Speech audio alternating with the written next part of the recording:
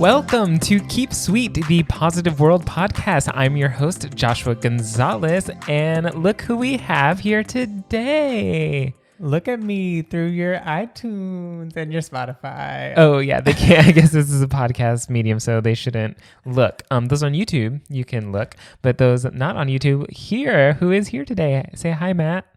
Hey, y'all. My name is Matt Tolbert. I'm Joshua's husband. Oh, spoiler alert. Wow. I was going to You're going to save that for the last episode? Yeah, it was going to be the plot twist of the episode.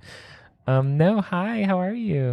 I'm good. I'm fine. I'm glad you finally asked me on, like, number 6, but whatever. 7, 6, 6. Okay, well, this whole episode is about you, and I'm so glad you're here because so many people have been like, when is Matt going to be on the episode? When is Matt going to be on the episode? Well, he's here. By popular demand. So please stop yelling at me on the internet, please. I feel so bad for you. No, it's fine. They're nice people.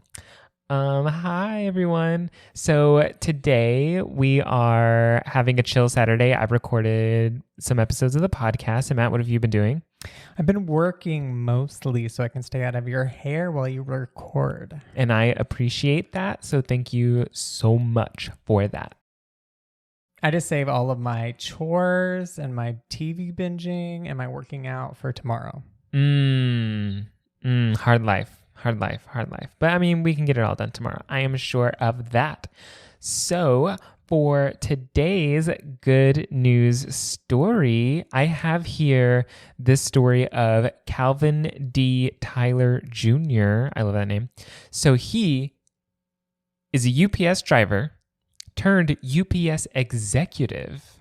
Can you imagine that? Like working your way up the ranks like that? And he recently donated $20 million to Morgan State University for their financial aid to help the next generation. Isn't that great? Like by himself, or he raised it? No, I think it's by himself. He, full, partial, There may have been a little bit of raising because it does say that he and his wife both kind of created this scholarship together. It's an endowed scholarship. So, yeah, he raised the contribution to $20 million, making it the largest private donation from an alumnus the university has ever seen. Those poor UPS recruiters, after everyone listens to this and goes to apply at UPS, if they're paying those dollars. Well, he's an executive. Well, I don't even know what that means. What? Yes, you do. You work in a corporate company. People just say executive all the time about any level of employee, and I don't even know what they're talking about. I mean, like, I think that means that he's either in the C-suite or right below C-suite. So basically it means that he's making at least probably a couple $100,000 a year. And executives also have like bonuses and things like that. So yeah, I think he's doing really well for himself. Great. Matt is nodding. He's done with this conversation. He was not delighted by this good news story. He expected something different, something better. I apologize to everyone. I thought it was a great news story. No, it's very, very nice and positive and generous of him. Okay, great. I just still can't get over, like, where did he find $20 million? You don't. He didn't find it. You don't just find $20 million. Like, is he old? Did he save the? Is this his retirement? No, he helped raise it. He's an executive for a. So he did raise it. Yes, he did raise it. Okay, cool. I got it. Same page. Rich people have rich friends. Cool. Yeah. I got it. Same page. Okay. Wow. This has been a struggle bus of an episode. I'm already excited for what happens next. So that is today's good news story. And now we are going to have a little discussion with Matt just about him and about his life and about how he goes about doing things. Okay. So you're my husband. Obviously, I love you. And you are so cool and you fascinate me. And I love some of the awesome things that you do. So apropos, I don't know if I'm using that word correctly, but apropos of my social media page and like even your social media page, you are actually a very introverted and fairly private person, which takes a lot of people by surprise. I've told that to my friends and they're like, what do you mean he's introverted and private? His social media would say way otherwise. And I'm like, no, he's like super introverted and private. How do you feel about that? I mean, I also I haven't really posted an Instagram post or Facebook since like Christmas, and it's March, and we're in March now. So, I don't know where they get that, but I don't know. I'm just like, I mean, what are we doing right now? We're just like in our apartment every day. So do you want to see my skyline every day? I don't know. That's how I feel. I'm like, I think you've seen it all here. So we're just going to wrap this thing up until we get vaccinated and start exploring the world again. Okay, cool. So you're on hibernation. Yeah. It's just like, it's so much effort to like put out social media content, as people know. And, you got to self-preserve at this time. That's sort of how I'm approaching a lot of things. Like if it's causing me energy and I don't need to be doing that right now and I'm not like passionate about it, then we can just chill until the world's open again. That's cool. I'm doing the same thing and I like that a lot. So I wanted to have you on because you are kind of amazing at accomplishing these huge goals that you set. You set these, some would say, unrealistic goals, and yet you, time and time again, have come through on them and you crushed them and you achieved them, and it's really great. So, for instance, you were like, hey, I wanted to work on Broadway, and boom, you did that, and your shows won lots of Tony Awards.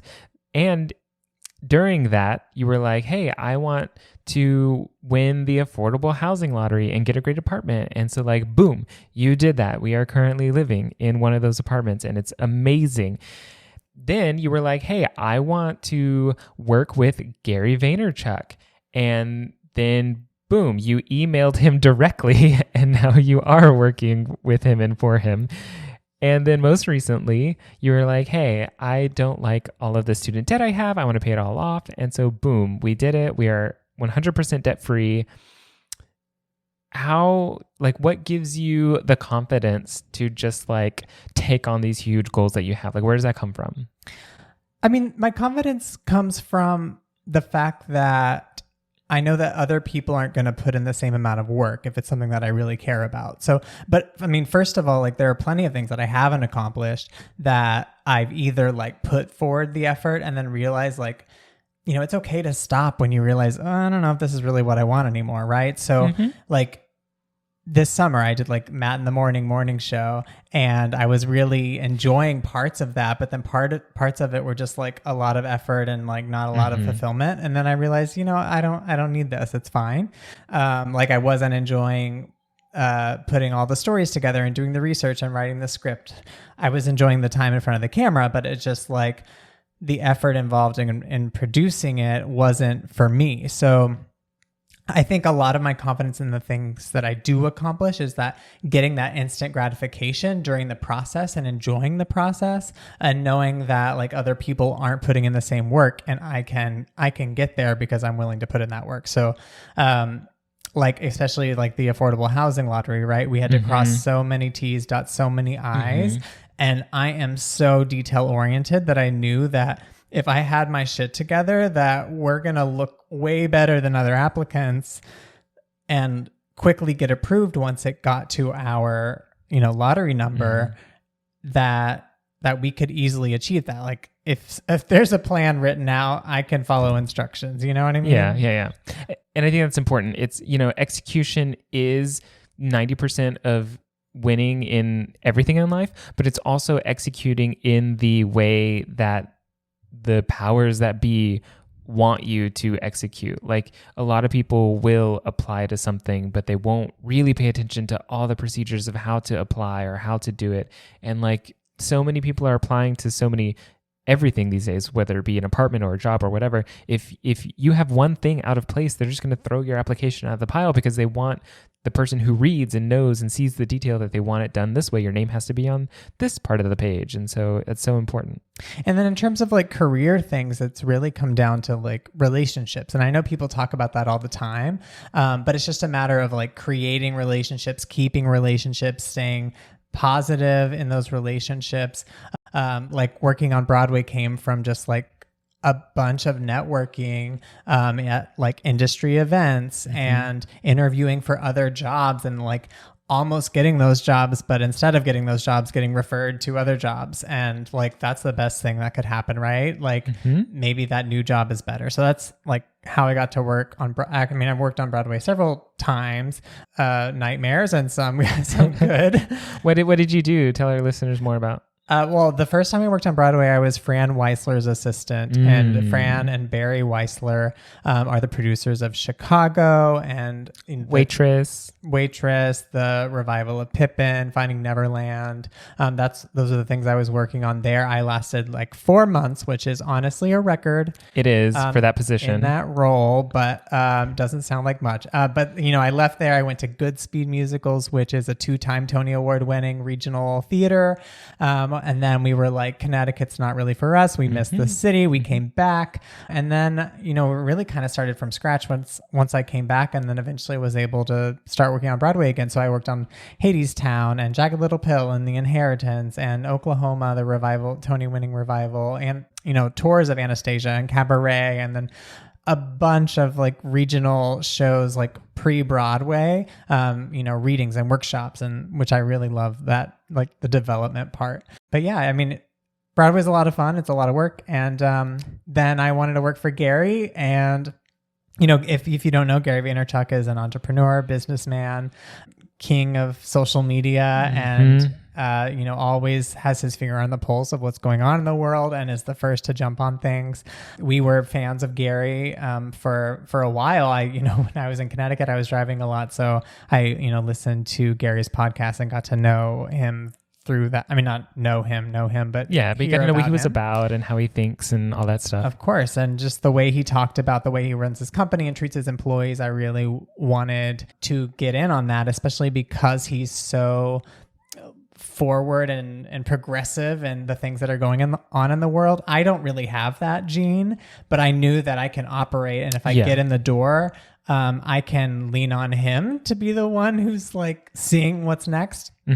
And just help run things. So, you know, I got this job through like, you know, reaching out to people on LinkedIn who also went to the same university I did. You know, Gary would talk about, hey, you know, if he's doing a podcast and someone asks a question and says they, you know, want a job or want to reach out to him, he's like, just email me. Here's my email. And in the subject line, say, I'm the guy or girl who blah, blah, blah, wore the green sweater or whatever. So I knew if I started my email subject with, I'm the guy who, he would be like, let's open it. I didn't lie, of course. I wasn't misleading, but I knew that would at least catch his attention. And then he forwarded it to the recruiter and was like, what's going on with this guy's application? And then, you know, the rest is history. In the making. It's still happening. It's not you're not done there. Tell us more about your job at VaynerMedia. I mean, now that you're there. Yeah. So like I got in. How did you start and then where are you now? Yeah. So I started as a project coordinator, which is like on the project management path, and I was working on the Olay team. And that's just like an entry level job. I, you know, was able to demonstrate like, hey, this work I did on Broadway was pretty much the same thing. I was managing projects. It's, you know, it took me a while to realize how to translate the work that I did in the past to the advertising agency because it doesn't sound so transferable. But, you know, I started in project management, and then, you know, I started like creating things on the side, creating content for Olay, which was the brand that I was working on, which was a lot of fun. And then, you know, they reached out to me and said, hey, do you want to join the resourcing team, which is like, you know, putting the right people on the right teams for the right price at the right time with the right skill sets, etc. So I started doing that while creating still on the side. And then now I've recently been asked to start recruiting and interviewing and hiring creators, which is like the entry level creative role at the agency, just based on everything that I've been doing and my understanding of Gary and the way he operates. so in a year and a half, I've done several things, and it's just been a matter of like, let me get in on the ground floor. Let me be patient. Let me put in the hard work. Let me, see problems that I can fix, uniquely fix, that other people aren't doing, and implement things. And then that becomes part of my job. And it's worked out so far, just like continuing to build my responsibilities, build my exposure in the company. We have like over 1,000 employees at this point worldwide. And in my recent job, I've been able to have exposure to all the different companies within VaynerX and different departments. And that's been a lot of fun. I think it's a big opportunity, and, it's only up from here. Yeah. So you talked about, you were doing all of these very logistical, managing a lot of people type jobs, and that's what you're doing now. But then you always had this like creative side job where you were creating content, and now you are hiring and like testing all of these creators coming into the company. So that seems like a very unique position, because not a lot of people can do both the creative and the like administrative logistical sides.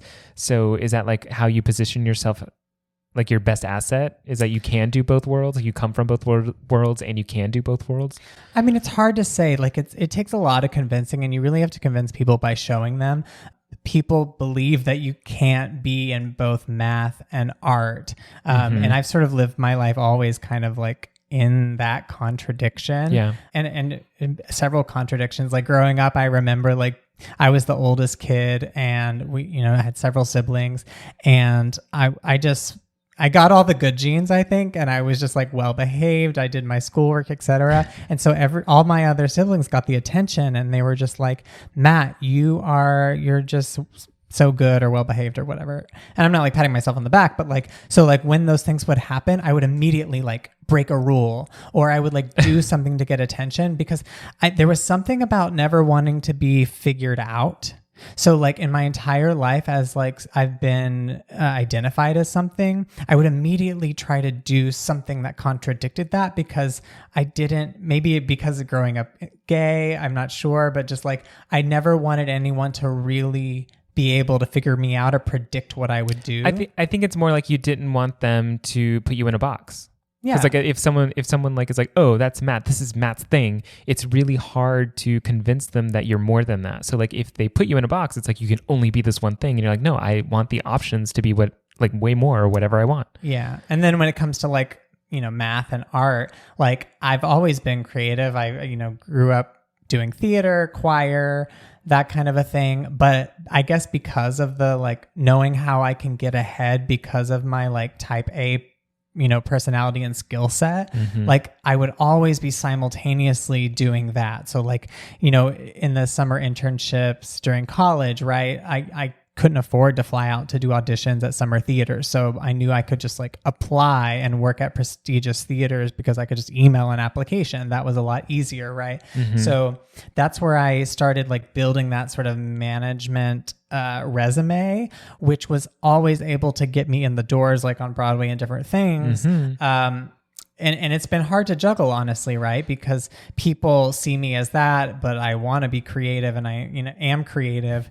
So I'm just lucky right now to be in a position where I can do both. And it comes from like the environment at VaynerX is that like ideas can come from anywhere. Anyone can contribute. So like whenever I see a need, even if I'm on the management side, they're like, hey, we really need someone who can create this content today, and everyone's strapped and people are on vacation or whatever. And I'm like, well, let me give it a shot. And then it goes well, then that just like builds, right? So you want to put yourself in an environment where it's accepting and open, and you can't, I don't think you can convince people that you can do both things or two sides of a coin. You have to just show them.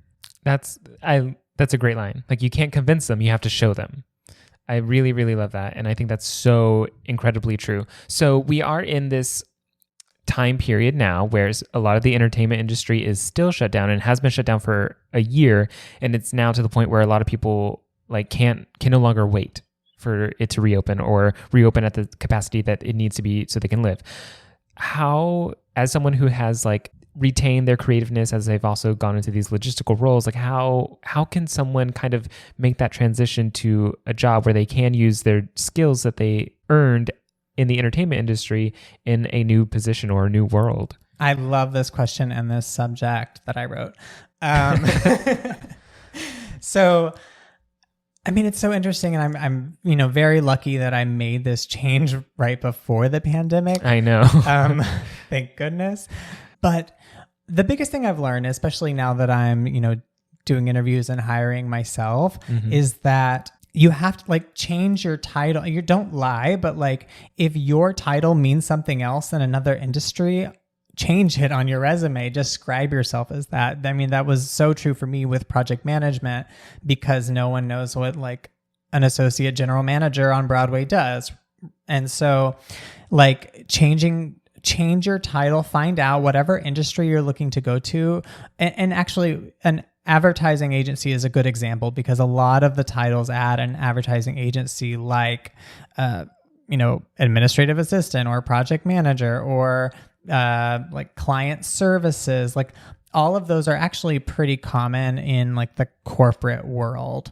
Like I would change your title on your resume to be applicable to the job you're applying for if it accurately describes what you did in the past. Sure. That's a big thing, because people aren't going to put in the work. If you think they're reading the bullets under your title and the company, you're wrong. I mean, I'm actually like right now I hire for a position that's like content creators.